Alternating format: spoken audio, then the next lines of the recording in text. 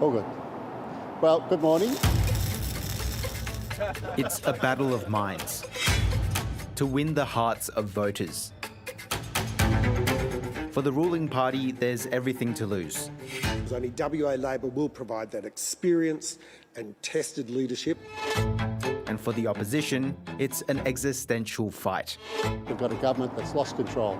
Premier Roger Cook has illustrated he is completely out of his depth. Western Australians will decide this Saturday who they want in government. Among the major parties, the incumbent Labor Party, who have dominated WA's parliament for 8 years. The Liberals, who are picking up the pieces after being almost wiped out at the last state election. And the Nationals, who found themselves in the unusual position of being WA's official opposition.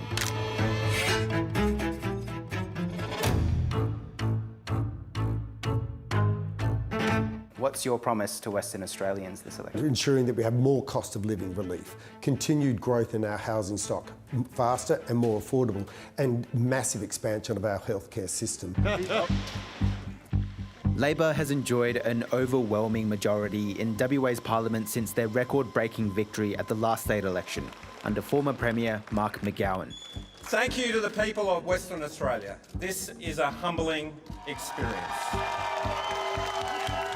McGowan surged in popularity through the COVID pandemic.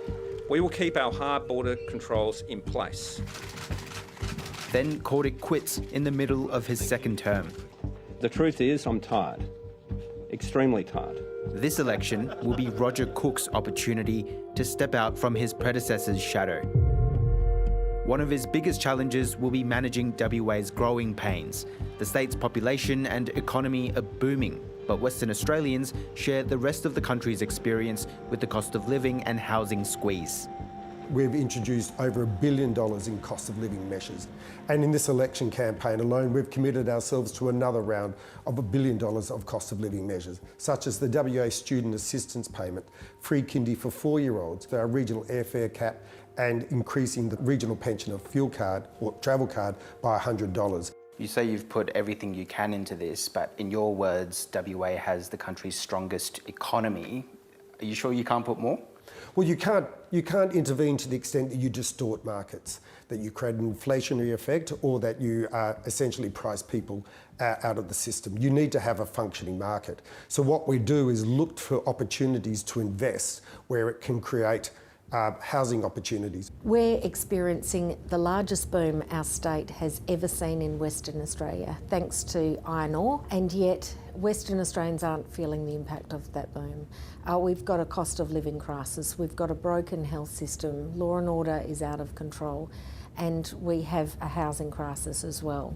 Our vision is to fix the mess that's been created over the last 8 years of the Cook Labor government. We have a plan, a $600 million headworks plan, which is about bringing on an additional 100,000 affordable homes across the state in regional WA and in Perth. For the Liberals, it's an election about rebuilding a party from the brink after winning only 2 of 59 seats at the last state election 4 years ago. I understand every commentator is saying that Labor have this election won. But as I go out and about across the community, I see our candidates working very hard. We are fighting for a better Western Australia. Part of the Liberal strategy has been to try to restore its prominence through high-profile candidates like television personality Basil Zemplis. To look out from this vantage point and see the incredible sea of blue. And following Libby Mettam's federal counterpart Peter Dutton by committing not to stand in front of the Aboriginal flag at press conferences. Well, I don't know how controversial it is because as I see it, as many see it as well, we have a national flag and that is the Australian flag. Did you consult with Aboriginal people about that decision? Well, this is about what unites all Australians and all Western Australians, and it's about not being divided by race. But in terms of an answer to the question, did you consult Aboriginal people about that decision? Well, I speak to people all the time, and there are differing views across the community, but overwhelmingly I have received a lot of support for the position that I've had. Labor's landslide victory at the last election came with an unexpected consequence of stripping the Liberals of opposition status. Instead, the WA National Party holds opposition with just 3 seats. What we want to see is a state where opportunity is available to everybody who wants to prosper in Western Australia. We want young people who feel confident in investing in their own homes. We want communities where people feel that they can be safe in their community.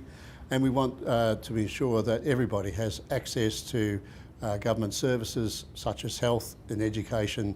We've proposed $1 billion over that 10-year period for headworks, and similar $1 billion for housing directly to provide housing, so $2 billion over the 10 years to address that in regional areas. But we need to also look at the situation right across the state, and that's why we have the stamp duty exemption for first homeowners who are being locked out of the market at the moment. Under Mark McGowan, Labor removed regional vote weighting. Before that, votes from some regions were worth up to 6 times a vote from the city. The Nationals traditionally represent rural and regional Australia, but to stay relevant with the new rules will contest metropolitan seats at the election for the first time in the party's history.